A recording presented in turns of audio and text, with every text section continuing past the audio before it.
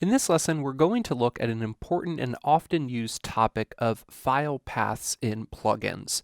So this is going to be helpful anytime that you need to link to a file that's inside of your plugin from another file in your plugin. Let's start off with activating our file paths plugin here. And then when we come down into the admin menu, we'll see a few different options, and I'll zoom in on this a bit. So we see a few different functions here that are going to give us different types of paths depending on what we need. The plugin base name is the first one, and we pass in a parameter, usually from our plugin root file where we set all of these up, which I'll show you shortly. And we can see that this takes us from our plugin folder into our main plugin file, into our main plugin directory, into our main plugin file. And that's going to be helpful once we get ourselves into the plugin directory to get around into different places, and we'll see how that can be used. We then have plugin directory path, and that's going to, rather than give us, well, this one isn't giving us a URL or anything, it's just giving us the link from our plugin folder, but this is going to give us a path from the root of our server to where our plugin folder is. So sometimes we need to have this type of path, but in other cases we need an actual URL. So for example, if we're loading a JavaScript file or a CSS file or something like that. So we have plugins URL, which will take us to the root of our plugins folder, and this is not the root of our plugin for our actual plugin that we're working with specifically. However, we can do things like pass parameters into the plugins URL function, which we'll see.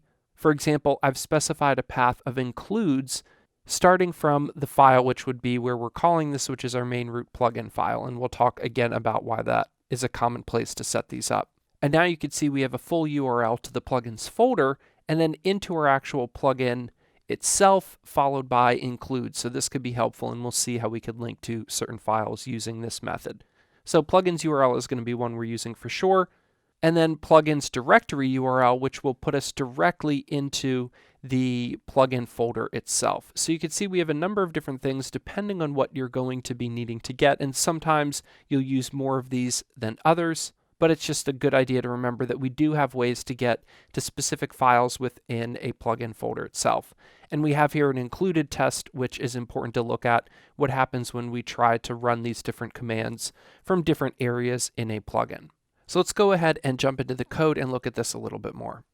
Okay, so inside of the plugin, we come down and we have a list of all of the plugin files and URL paths and stuff being set up. So in this case, we're just assigning them to a variable and then echoing them out. So this is the list that we were looking at earlier, and I suggest that you play around with it, look at how each one is set up, play around with it on your own plugins, and just get comfortable with what these different ones do.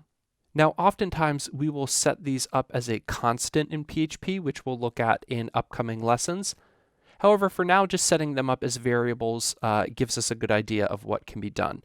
Now, commonly, you'll see a variable or a constant set up in the main plugin root file, usually somewhere near the top, and this will define the plugin paths that you want to do. So for example, if we wanted to ever get a URL to our main plugin file, we have something to easily be able to do that.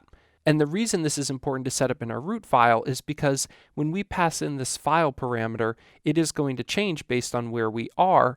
And if we call it in different folders within our different files within different folders in our plugin, we might get unexpected results. However, if we set up a variable or a constant in our main plugin folder, then that path will always be the same, and just via includes, like we'll see down here, we can make sure that we have access inside of our included file to any variables that we referenced up here.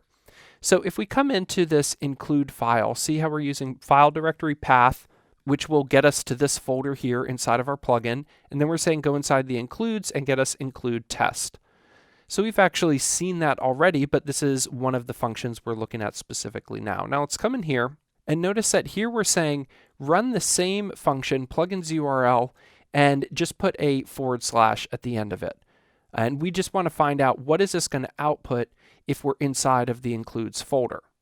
So we can see here if we come back into our site, that is going to give us the actual folder that we are in with a / at the end.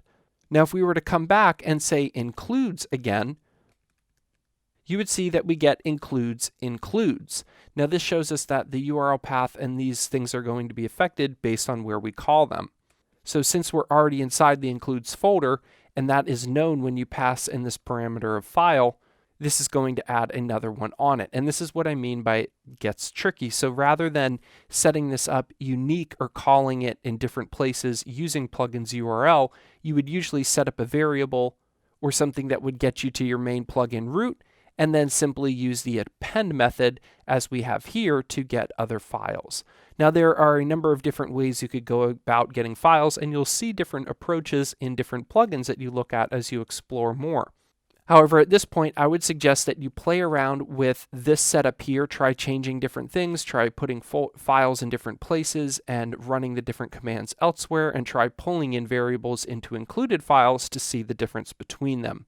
Now, as we go on, you will see a number of instances where we use these, and that's why we're covering it at the outset, just so that we know what we're seeing, and you could always come back and reference this little plugin here if you ever need a quick little refresher.